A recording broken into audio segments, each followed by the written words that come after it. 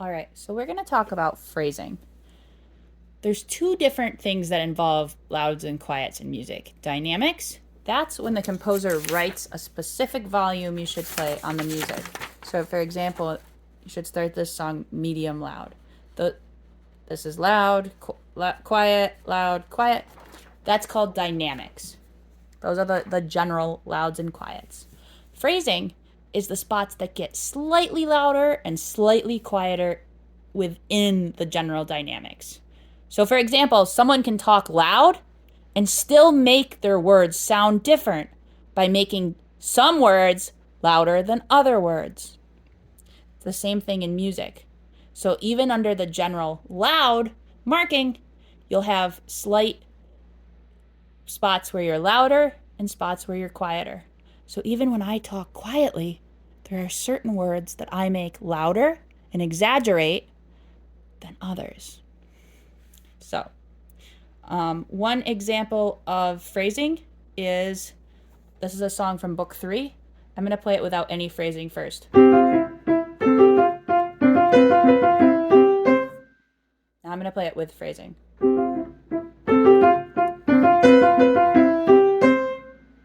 Hear the difference? It's much more fun to listen to a piece that has big phrasing. Here's an example from Book 4. This is going to be without any phrasing first. Now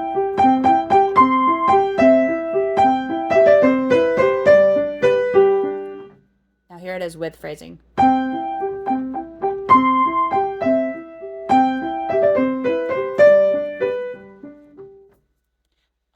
Another piece from Book 3 that I really like having phrasing in.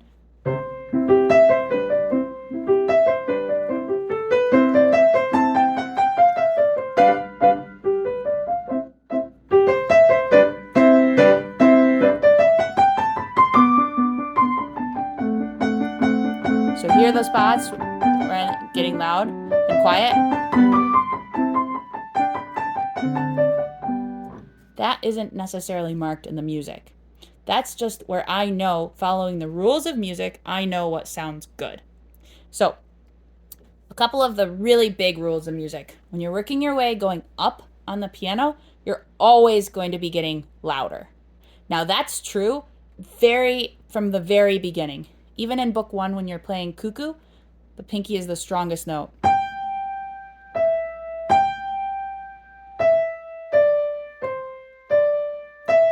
And hear how I make my thumb quiet? So if you played cuckoo flat without any phrasing, it would sound like this.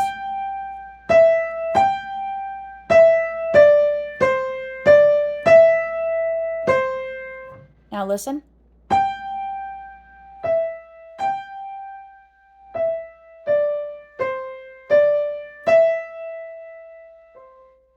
Do you hear how much easier it is to listen to music with phrasing?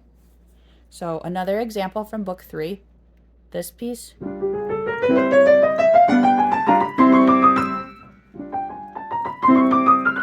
I ran into the music stand that's holding the camera. I thought that might happen. So anyway, you start quiet. You're working your way up that way, you get louder. When you work your way that way in a piece, you get quieter. And that's true right from the very beginning of piano. So when you're playing lightly row, this is flat.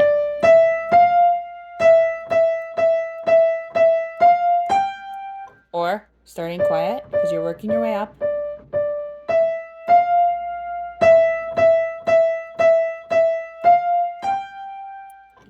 It's easier to listen to songs that follow the rules of music.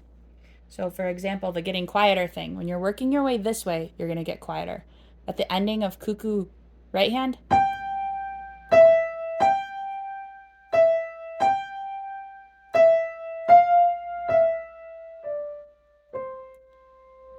hear how different it sounds getting quieter than if I had just played everything the same volume? So in general, when you're doing phrasing, if something is working its way this way, it's getting louder, and if something is working its way that way, it's getting quieter. Let me demonstrate another song. This is from Book 2. Here I'm working way up.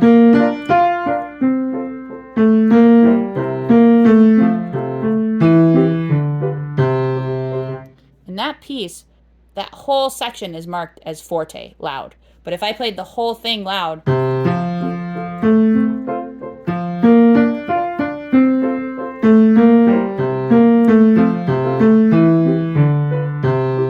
it doesn't sound quite as good as when I use good phrasing.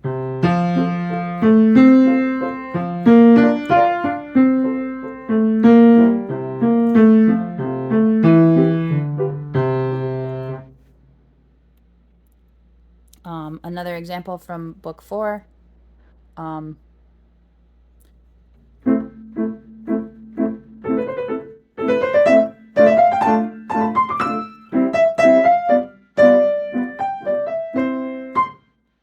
If I played, it would not sound nearly as good as playing.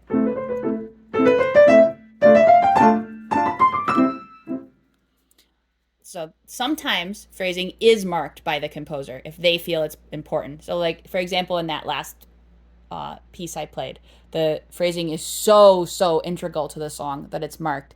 But even when phrasing isn't marked, whenever you play a scale going up, you should get louder. Whenever you play a scale going down, you should get quieter. I'm going to play one last piece. This is the first song in book 3, and I want you to listen. When I'm working my way up, I'm getting louder, and when I'm working my way down, I'm getting quieter.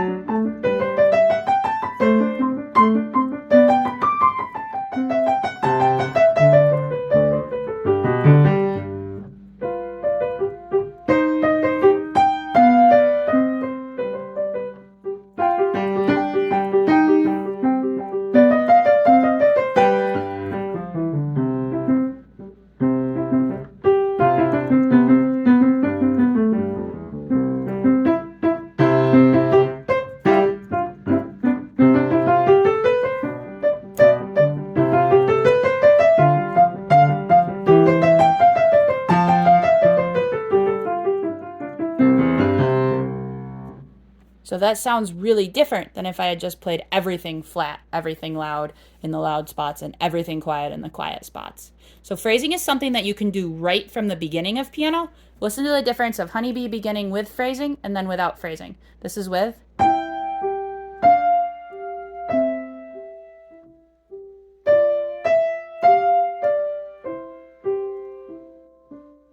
And without.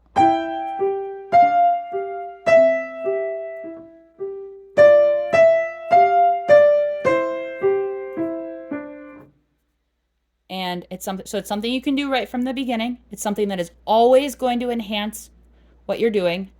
And it's something fairly simple. Just remember, going up, get louder, going down, get quieter. Now, I will say there is a lot more to phrasing than just the louds and quiets, but this is a great start for you. As always, let me know if you have any questions.